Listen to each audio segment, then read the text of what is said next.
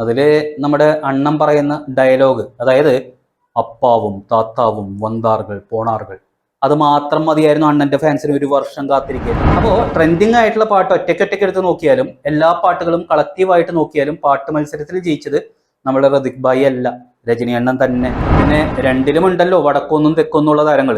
ഒപ്പം നമ്മൾ മലയാളികൾക്ക് സൗബിനും കാത്തിരുന്ന് കാണാം.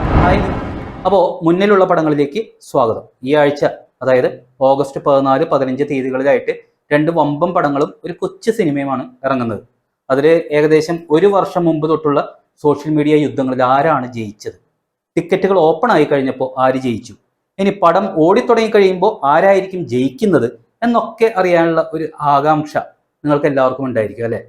അതിൽ തലവര എന്നുള്ള അർജുൻ അശോകന്റെ ചിത്രത്തെക്കുറിച്ച് നമുക്ക് അവസാനം പറയാം. കാരണം 2 വമ്പന്മാരുമായിട്ട് നമ്മളുടെ അർജുൻ അശോകനെ കമ്പയർ ചെയ്ത് കഴിഞ്ഞാൽ അതൊരു അനീതിയായിരിക്കില്ലേ. അപ്പോൾ കൂലിയുമായിട്ട് സൂപ്പർ സ്റ്റാർ രജനീകാന്തും സംഘവും ഒരു ഭാഗത്ത്, വാർ 2വുമായിട്ട് ഋതിക് റോഷനും സംഘവും മറ്റൊരു ഭാഗത്ത്.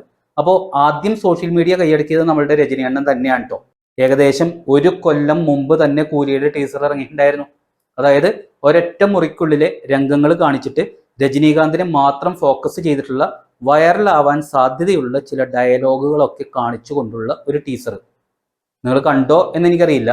അതിൽ കുറെ സ്വർണത്തിന്റെയും കാശിന്റെയും മുകളിൽ കിടന്നിട്ടുള്ള രജനി അണ്ണന്റെ ഡയലോഗ്, അതിൽ അണ്ണൻ പറയുന്ന ഡയലോഗ്, അതായത് അപ്പാവും താത്താവും വന്താറുകൾ പോണാറുകൾ, അത് മാത്രം മതിയായിരുന്നു അണ്ണന്റെ ഫാൻസിന് ഒരൊറ്റ വർഷം മുഴുവൻ കാത്തിരിക്കാൻ.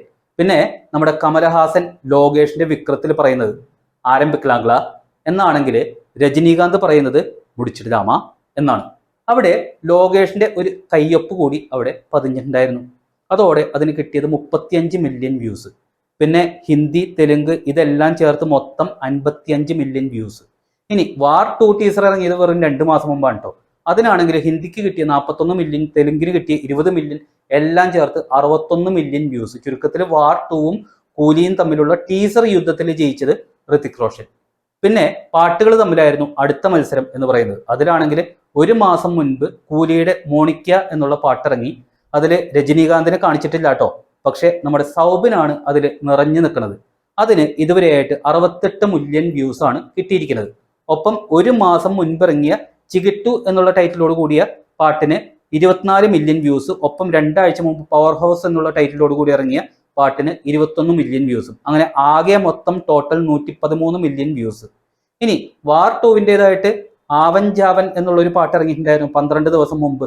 അത് ഋതിക്കും നായികയും ചേർന്നുള്ള ഒരു ലവ് സോങ് ആയിരുന്നു. അതിന് കിട്ടിയിരിക്കുന്നത് 53 മില്യൺ വ്യൂസ്. വേറെ പാട്ടുകൾക്കൊന്നും അധികം കാഴ്ചക്കാരുണ്ടായിരുന്നില്ല, അതുകൊണ്ട് അതിനെക്കുറിച്ച് ഞാൻ പറയുന്നുമില്ല. അപ്പോൾ ട്രെൻഡിങ് ആയ പാട്ടുകൾ ഒറ്റയ്ക്കൊറ്റയ്ക്കെടുത്ത് നോക്കിയാലും എല്ലാ പാട്ടുകളും കളക്റ്റീവായിട്ട് നോക്കിയാലും പാട്ട് മത്സരത്തിൽ ജയിച്ചത് രജനി അണ്ണൻ തന്നെ. അടുത്തതായിട്ട് 2 ആഴ്ച മുമ്പ്, അതായത് കൂലിക്ക് മുൻപ് വാർ 2 ട്രെയിലർ ഇറങ്ങിയിട്ടുണ്ടായിരുന്നു.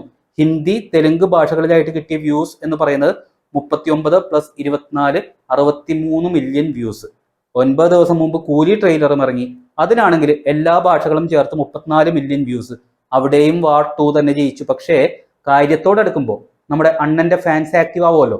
അതോടെ book my show Rajinikanth fans തൂക്കിയിരിക്കുന്ന ഒരു അവസ്ഥയാണ് ഇപ്പോൾ കാണാൻ സാധിക്കുന്നത്. അതായത് ആദ്യം ഹിന്ദി ഭൂമിയുമല്ല തമിഴ് മണ്ണുമല്ലാത്ത ഒരു സ്ഥലം നമുക്കെടുത്ത് നോക്കാം, അതായത് ബാംഗ്ലൂര്.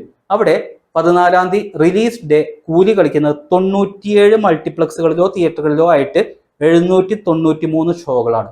അതിൽ 75% തിയേറ്ററുകളിലത്തെ ഷോകളും ഒന്നുകിൽ ഹൗസ്ഫുള്ള് അല്ലെങ്കിൽ ഓറഞ്ച് കളർ, അതായത് ഫാസ്റ്റ് മൂവിങ്. വാർ 2 ആണെങ്കിൽ 54 തിയേറ്ററുകളിലായിട്ട് വെറും 186 ഷോകളാണുള്ളത്. അതിൽ ഹൗസ്ഫുൾ ഇല്ല, 5 ഷോകൾ ഓറഞ്ച്, ബാക്കിയൊക്കെ പച്ച കളർ. ഇനി വടക്കോട്ട് പോയി കഴിഞ്ഞാൽ, അതായത് മുംബൈ, ഡൽഹി, പൂനെ, അഹമ്മദാബാദ്, കൊൽക്കത്ത, ഇവിടെയൊക്കെ കൂടുതൽ ഷോകൾ വാർ 2വിന് തന്നെയാണ്. പക്ഷേ എബവ് ആവറേജ് എന്നുള്ള രീതിയിൽ കൂലിയുടെ ഷോകളും ഉണ്ട്. പക്ഷെ വാർ 2 മൊത്തം പച്ച കളറ്, കൂലി മൊത്തം ഓറഞ്ച് കളറ്. അതായത് വടക്കോട്ടും തെക്കോട്ടും രജനി അണ്ണൻ തന്നെ സൂപ്പർ സ്റ്റാർ. കേരളത്തിൽ വാർ 2 അധികം തിയേറ്ററുകളിൽ ഇല്ല, അതുകൊണ്ട് കേരളത്തിലെ മത്സരത്തിൽ രജനി അണ്ണൻ തന്നെ ജയിച്ചതായിട്ട് നമുക്ക് പ്രഖ്യാപിക്കേണ്ടി വരും. പക്ഷേ ഇപ്പോ എല്ലാവരും സിനിമയുടെ ക്വാളിറ്റി, കഥ, പെർഫോമൻസ് ഇതൊക്കെ നോക്കിയിട്ട് തിയേറ്ററുകളിലേക്ക് പോകുന്നത്. അതുകൊണ്ട് ആദ്യ ദിവസം വാരിക്കൊട്ടുന്നത് മാത്രം നോക്കിയിട്ട് കാര്യമില്ല. പടം ഇറങ്ങിക്കഴിയുമ്പോൾ അറിയാം യഥാർത്ഥ വിജയി ആരാണ് എന്നുള്ളത്. പിന്നെ രണ്ടിലുമുണ്ടല്ലോ വടക്കൊന്നും തെക്കൊന്നും ഉള്ള താരങ്ങൾ. ഒപ്പം നമ്മൾ മലയാളികൾക്ക് സൗബിനുമുണ്ടല്ലോ, കാത്തിരുന്ന് കാണേണ്ടി വരും. ഇനി നമ്മുടെ അർജുൻ അശോകന്റെ തലവര, 20 മണിക്കൂർ മുൻപിറങ്ങിയ ടീസർ 7 ലക്ഷത്തിനടുത്ത് വ്യൂസും, ഇലകൊഴിയെ, കണ്ട് കണ്ട് എന്നീ 2 പാട്ടുകളും ചേർത്ത് ഏകദേശം 20 ലക്ഷത്തോളം പേരും കണ്ടു കഴിഞ്ഞു. പിന്നെ കൂലിയും വാർട്ടവും ഒക്കെ 2 ദിവസം ഉണ്ടാവും. അതിനുശേഷം 15-ാം തീയതി ഇറങ്ങുന്ന തലവരയ്ക്കും അത്യാവശ്യം ആള് കയറും. കാരണം ഇപ്പോൾ അർജുൻ അശോകന്റേതായിട്ടുള്ള സ്ഥിരം പ്രേക്ഷകരും കേരളത്തിലുണ്ട്. അപ്പോൾ ഇന്നത്തെ ഈ മുന്നിലുള്ള പടങ്ങൾ എന്നുള്ള സീരീസ് നിങ്ങൾക്ക് ഇഷ്ടപ്പെട്ടു എന്ന് വിചാരിക്കുന്നു. അപ്പോൾ ഇഷ്ടപ്പെട്ടാൽ ഒരു ലൈക്ക്, ഒരു ഷെയർ, പിന്നെ സബ്സ്ക്രിപ്ഷൻ കൂടി ആയാൽ വളരെ സന്തോഷം. അപ്പോൾ ബൈ ബൈ.